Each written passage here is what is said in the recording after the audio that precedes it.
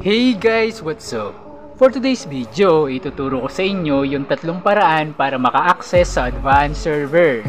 Sa mga di pa nakakaalam, may paano yung advanced server, ito yung server na kung saan unang nilalabas yung mga bagong revamp na hero at ilalabas pa lang na bagong hero.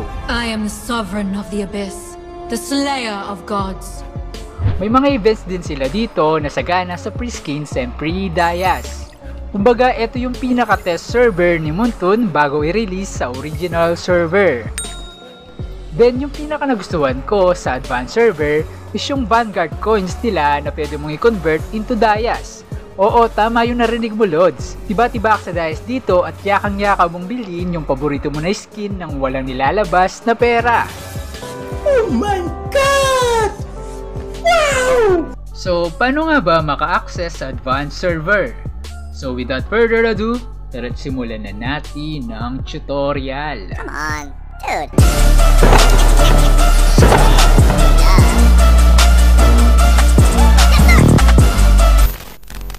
So yung first method na ituturo ko sa inyo is chat support using ChatGPT, na kung saan magge-generate tayo ng message using ChatGPT na isi-send sa email ni Moonton. Ganito lang kadali gawin yun, guys. First of all, kailangan muna natin malaman yung Gmail ni Moonton. So for Android users, punta lang tayo sa Play Store, then search Mobile Legends. Tapos, punta lang tayo sa App Support at makikita na natin doon yung email ni Moonton na pagsisenda ng message. So, click lang natin yan at dadalhin na tayo sa Gmail. Make sure nyo lang guys na nakalagin yung Gmail na gagamitin nyo. Then, ito na lang ilalagay natin sa subject, request or access in advanced server. Then pwede na tayo mag-proceed sa ChatGPT para yung AI na yung mag-compose ng message natin. So punta lang tayo sa browser na gagamitin natin, then search ChatGPT.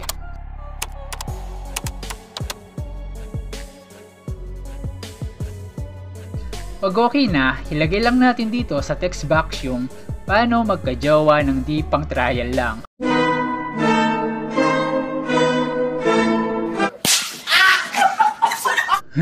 Eme.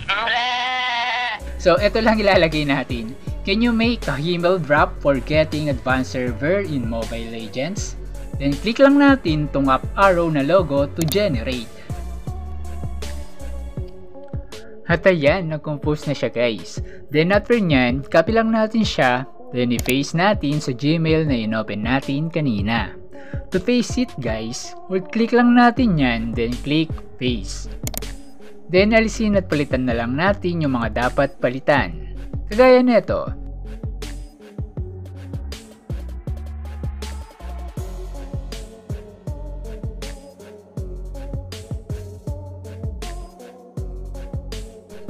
Then open nyo lang yung Mobile Legends account nyo para makita yung mga dapat ilagay dito sa in-game name, server ID, and Mobile Legends account level.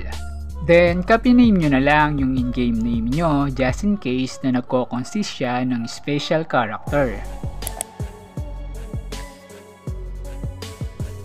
So, balik ganito yung example pag napila pa na siya guys.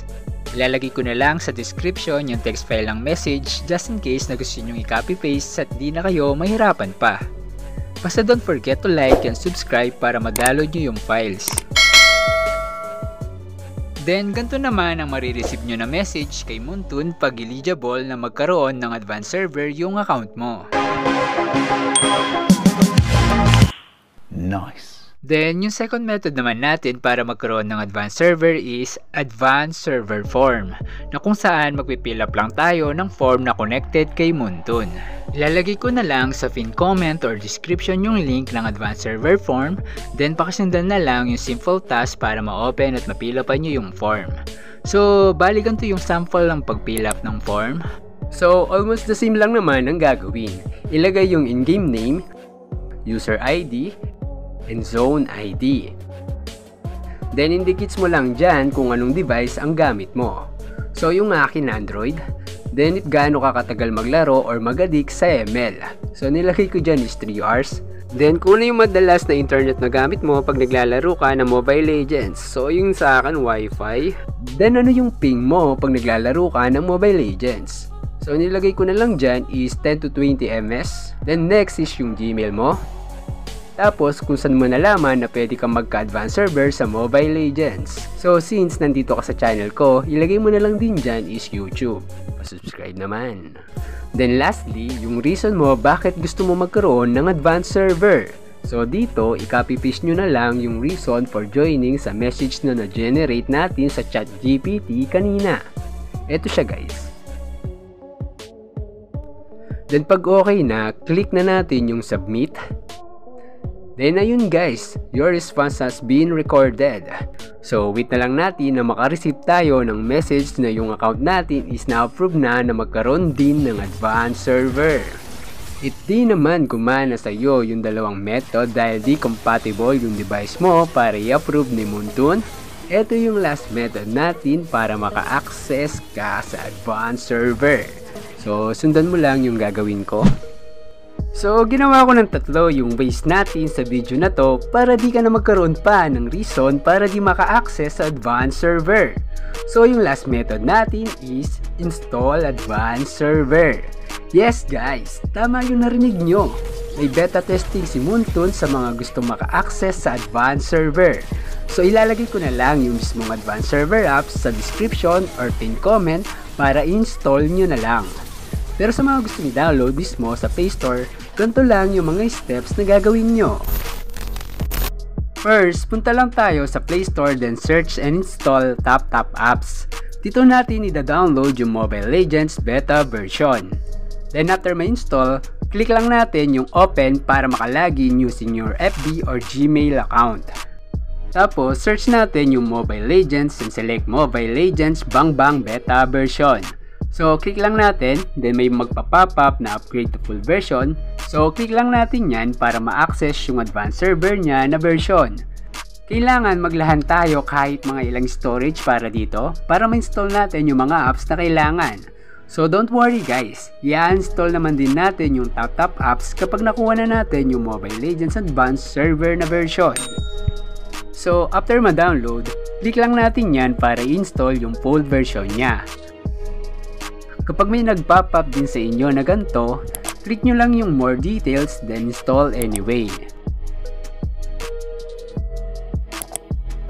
Then same scenario, login using your FB or Gmail account. Tapos pag may nag-pop up ulit sa inyo na ganito, click OK nyo lang then allow. At ayan, kung saan na magda-download yung beta na version ng Mobile Legends. Then after ma-download, install na natin siya. Then click open. So eto na guys yung advanced server beta version natin sa Mobile Legends. So syempre pag first time, din natin gumawa ng in-game name. Then after nun, basic training, and wait nyo na lang matapos yung mga downloading resources para magamit natin ng maayos yung Mobile Legends advanced server na version. Then syempre, i-level up mo na din yung account mo para ma-access pa yung ibang feature na meron sa version na to. So ayan, 3 method na yung tinuro ko sa'yo sa video na to. Ewan ko na lang if di mo pa ma-experience magkaroon or maka-access sa advanced server kapag nasundan mo ng tama yung mga steps sa video na to. Wait, gusto mo din ba magkaroon na maangas at malupit na in-game name kagaya neto? Kahit sa pangalan man lang, maging malupit tayo. Ito yung video para sa'yo.